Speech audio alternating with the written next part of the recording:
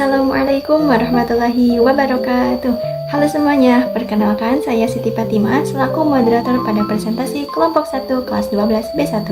Di sini saya dan rekan-rekan saya ada Alia Nurulisa, Muhammad Wisnu, Salma Aulia Kirani, Yanisa Maulidiani, dan Yulita Nurlatifah akan mempresentasikan laporan kegiatan pengamatan terhadap pertumbuhan dan perkembangan janin pada masa prenatal. Untuk itu, yuk disimak videonya sampai habis. Assalamualaikum warahmatullahi wabarakatuh.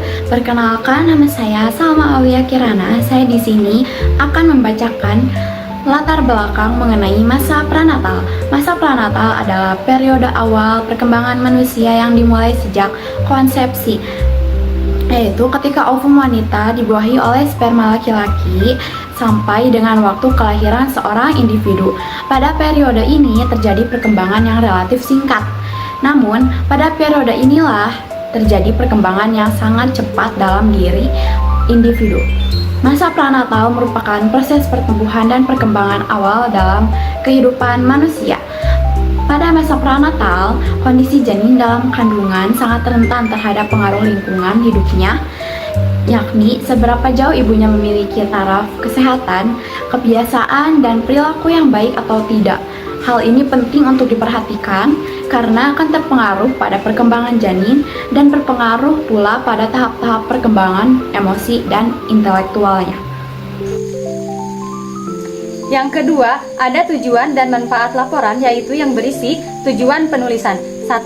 Mendapatkan informasi ilmiah tentang pertumbuhan dan perkembangan janin pada masa prenatal dengan melakukan wawancara langsung. 2. Menjadikan laporan penelitian ini sebagai perbandingan pada laporan penelitian berikutnya. 3. Mengetahui fakta yang berkaitan dengan pertumbuhan dan perkembangan janin pada masa prenatal, khususnya pada sensorik, motorik, dan emosional janinnya. 4. Mengetahui faktor-faktor yang dapat mempengaruhi pertumbuhan dan perkembangan janin selama masa prenatal. Adapun manfaat laporan, yaitu hasil penelitian ini diharapkan dapat memperluas wawasan mengenai pertumbuhan dan pertumbuhan janin pada masa prenatal. Halo semuanya, perkenalkan nama saya Muhammad Wisnu. Waktu dan tempat hari Jumat tanggal 5 September 2025, waktu jam 10 pagi, tempat rumah narasumber PTN Maya Kasri, Kampung Pasir Kalapa, Desa Maya, Kecamatan Cibober. Profil narasumber, nama narasumber Ibu Sari, alamat Kampung Pasir Kalapa, Desa Maya, Kecamatan Cibober. Usia 35 tahun, usia kehamilan 3 bulan, jenis kelamin perempuan, agama Islam. Hasil observasi dan wawancara. Hasil observasi ini kami laksanakan kepada narasumber yang bernama Ibu Sari.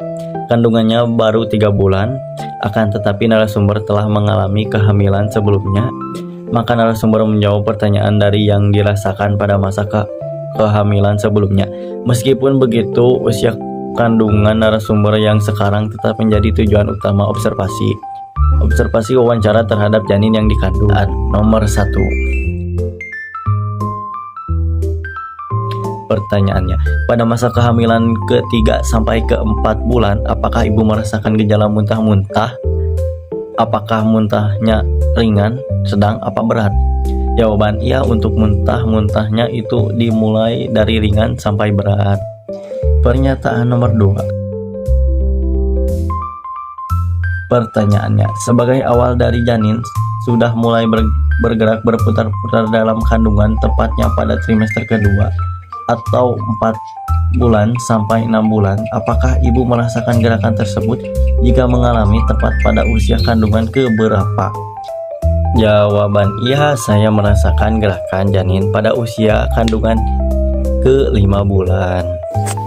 Pernyataan nomor 3. Pertanyaannya, apakah ibu pernah mengelus-elus perut ibu dan janin yang ada di dalam rahim ibu memberikan suatu reaksi berupa tendangan atau ada reaksi lainnya? Jawabannya iya, saya pernah mengelus-elus perut saya dan reaksi berupa tendangan kecil sekali di dalam perut dan hanya ada tendangan saja. Pernyataan keempat.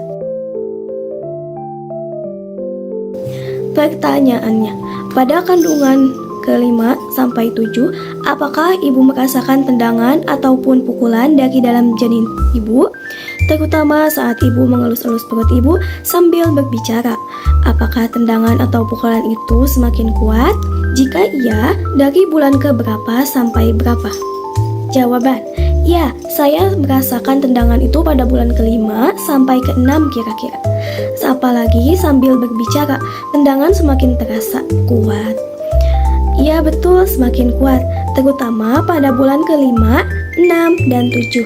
Sementara pada bulan ke-8, bukan lagi merasakan tendangan, melainkan dorongan atau geseran janin karena sudah membesar, sehingga ruangannya semakin sempit.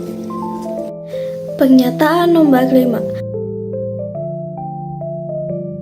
Pertanyaannya, apakah ibu mengetahui dan merasakan bahwa pada bulan ke-7 dan ke-8 ini mengalami kenaikan berat badan yang cukup pesat atau signifikan? Jawabannya, iya, karena tubuh butuh asupan makanan sehingga berat badan naik. Pernyataan ke-6. Pertanyaannya, apakah ibu mengetahui bahwa janin yang ada di dalam kandungan ibunya sudah pindah posisi, yaitu kepala di bawah sebagai posisi lahir, dan bulan berapa saja ibu mengetahui bahwa janin tersebut sudah mau pindah posisi siap lahir? Jawabannya, iya, saya mengetahuinya pada bulan ke-7 hingga ke-8 melalui USG. Untuk analisis dan pembahasan dari hasil kegiatan wawancara kami, ada beberapa faktor yang dapat mempengaruhi baik faktor internal maupun faktor eksternal. Di antaranya yaitu faktor internal. 1. Genetik atau keturunan. Sifat bawaan dari orang tua termasuk potensi kecerdasan, warna kulit, bentuk tubuh, dan resiko penyakit turunan dapat mempengaruhi janin. 2. Kondisi kesehatan ibu. Misalnya, ibu punya anemia, diabetes, hipertensi, atau penyakit menular bisa memengaruhi janin. 3. Usia ibu. Ibu terlalu muda, kurang dari 20 tahun, atau terlalu tua, lebih dari 35 tahun, punya risiko lebih tinggi pada kehamilan. 4. Nutrisi ibu. Kecukupan zat gizi, protein, zat besi, asam folat, kalsium, vitamin sangat penting untuk tumbuh kembang janin. 5. Hormon. Keseimbangan hormon selama kehamilan mempengaruhi pertumbuhan dan perkembangan organ janin. Faktor eksternal. 1. Lingkungan fisik.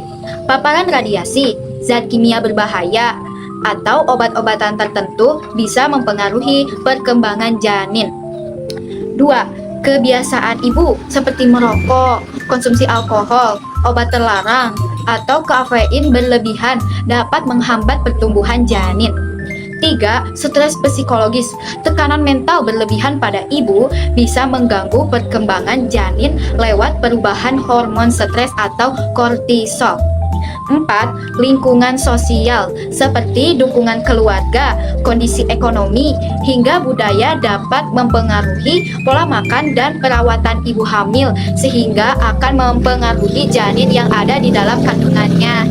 Nah, pada tujuan laporan kegiatan ini yaitu untuk mengetahui perkembangan sensorik, motorik, dan emosional dari janin tersebut. Dan dari hasil kegiatan wawancara kami dapat disimpulkan bahwasannya perkembangan sensorik janin itu berkembang dengan baik, di mana pada wawancara nomor 2 dan 3 jawaban dari narasumber sesuai dengan pernyataan yang ada dan sesuai dengan apa yang kami harapkan. Untuk perkembangan motoriknya belum diketahui karena usia kehamilan narasumber masih 3 bulan, tetapi sebelumnya pernah mengalami hamil juga. Adapun hasil observasi kami dari internet untuk perkembangan motoriknya, pada beberapa minggu pertama kehamilan, pola motorik yang paling umum adalah kaget spontan, gerakan umum, gerakan terisolasi, dan kedutan. Pada minggu ke-13, aktivitas motorik janin dapat mencakup gerakan rahang, menelan, menguap, dan kontak tangan atau wajah, tangan sampai wajah. Kemudian pada perkembangan emosionalnya, pada perkembangan emosional janin dipengaruhi oleh kondisi emosi ibu, di mana stres dan emosi negatif ibu dapat memicu peningkatan hormon stres pada janin, mempengaruhi sistem saraf dan berpotensi menyebabkan berat badan lahir rendah serta masalah perilaku setelah lahir. Sementara kebahagiaan ibu melepaskan hormon seperti oksitosin yang menciptakan rasa nyaman pada janin. Oleh karena itu, sangat penting bagi ibu untuk mengelola emosi dan mencari dukung agar dapat menciptakan lingkungan emosional yang sehat dan stabil bagi janin. Nah, itulah dia presentasi dari kelompok kami. Kurang lebihnya mohon dimaafkan. Terima kasih. Wassalamualaikum warahmatullahi wabarakatuh. Dadah.